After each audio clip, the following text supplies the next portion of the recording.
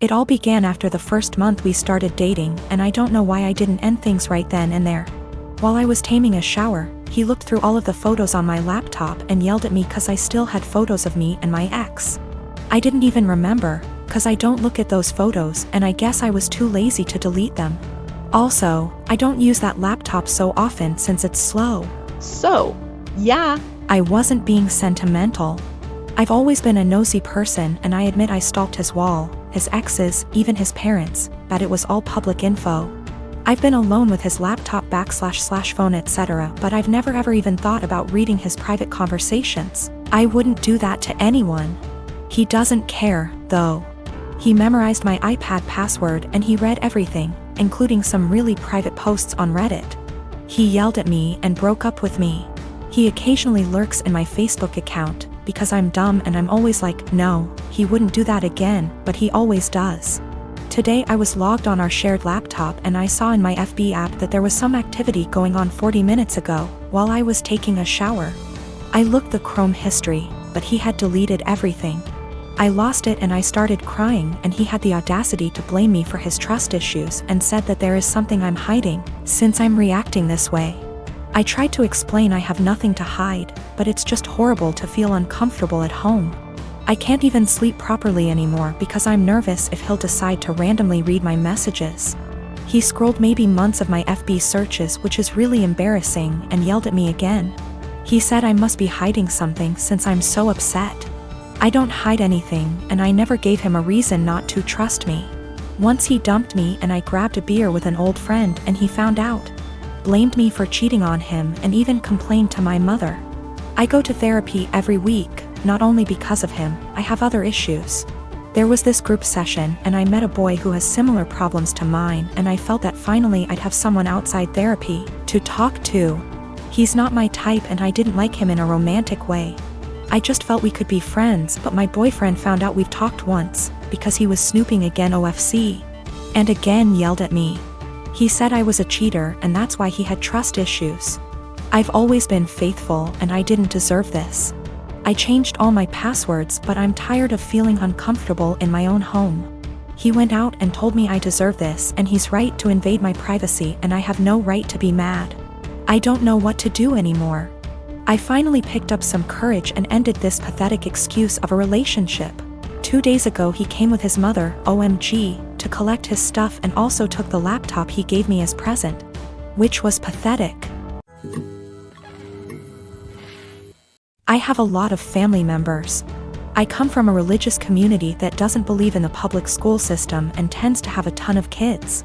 I have an older sister, Julia, a stepbrother, Ron, a stepsister, Molly, a half-brother, Joe, and a half-sister, Lucy. Growing up, all of us were homeschooled. This involved a lot of neglect, lack of textbooks or seasonally appropriate clothes / shoes, unheated house, and sometimes physical abuse. I lived mostly with my mom, but spent weekends with my step-family. Both houses were dysfunctional. My stepmom used to have a severe problem with alcoholism, although she's been better in the last few years. Ron is my best friend and I would be lost without him. We've supported each other through years of hard times. And we discuss a lot how our lives could have been different if we'd been sent to school or generally had a more healthy home life. Obviously, we don't want the same thing for our younger siblings. And don't want to see them struggling in minimum wage jobs while trying to study for a GED the way we're doing. When I went to visit him recently, I found that my stepmom had gone out of the country for an entire week and left the youngest two at the house. Ron and Molly both work. Molly hasn't been doing any homeschooling for about 2 years and are out of the house for most of the day and night. I tried to help Lucy with her math homework, but she was extremely behind grade level and kept getting distracted because she had to make lunch or do chores. Joe spends all day in his room playing video games and gets no guidance from anyone. I try to as gently as possible get him to do some reading, but he doesn't understand how serious the situation is. And obviously is having too much fun to care. So I called CPS and reported educational neglect. And obviously everyone knew it was me. And Ron told me that stepmom said I wasn't welcome at the house anymore and to never contact any of them again. Molly is extremely mad at me. She blocked me on Facebook and doesn't have a cell phone where I can reach her. Julia, who somehow heard about all this despite living across the country, also blocked me on Facebook and reported my Facebook as impersonating a celebrity. Facebook deleted it, generally making everything harder. This stings even more because I'm already estranged from my bio mom over my religious beliefs. I now have no family members left, besides Ron, thank bejeebus, who want anything to do with me. I feel like I make enemies everywhere I go. Ron has been saying for years that he can't call CPS, and I guess this is why, but at least he doesn't blame me. He suggested that I try to talk to stepmom once some time has passed, but I would have no idea where to begin. I am a 19-year-old man. On Thursday, a person I had a major crush on in high school, but who rejected me, messaged me out of the blue. She had never contacted me without my contacting her first. And at one point I realized she had had me blocked on social media, and so I found it odd that she was suddenly being friendly. After sending a couple of greetings / questions about how I've been, she said that she was going to have some people over and wanted to know if I would get the beer. The drinking age where we are is 19, and she and the people who were going to chill were all 18. The liquor stores in my area all card. I thought it was silly that my being a month older meant I could buy liquor and they couldn't, and so I said I would love to go. She said, "Thanks, I'll pick you up at 7. 7 o'clock rolled around, and she texted me to say she was in front of my house. I went out dressed and ready to chill with some people, and she drove me to the liquor store. When we got there, I asked what beer she wanted me to get, and she told me to get Budweiser. I hid my disappointment as well as I could, but it was her party, so I went in and bought 2 cases of 24. I got back in the car and said, "Let's party," and she was eerily quiet. I noticed that she wasn't driving towards her neighborhood, but rather back towards mine. I thought she had moved or something, but didn't want to press the issue. When she turned down my street, I finally figured it out. She was being purposefully vague about the invitation because she wanted me to get the beer. But she wanted a way out when she told me I wasn't actually invited in the first place. She stopped in front of my house, leaned over, kissed me on the cheek, and said, "Thanks," in her best voice. I deadpanned her and asked when she was going to tell me I wasn't invited. She feigned surprise and said that she never intended to invite me in the first place. I sat in silence for a long, awkward minute, picked up the beer, and walked towards my front door. She got out of her car and frantically tried to re-invite me to the party, but I told her that what she did was the most humiliating thing that ever happened to me. I opened my front door, slammed it a bit too hard, and came back to my room.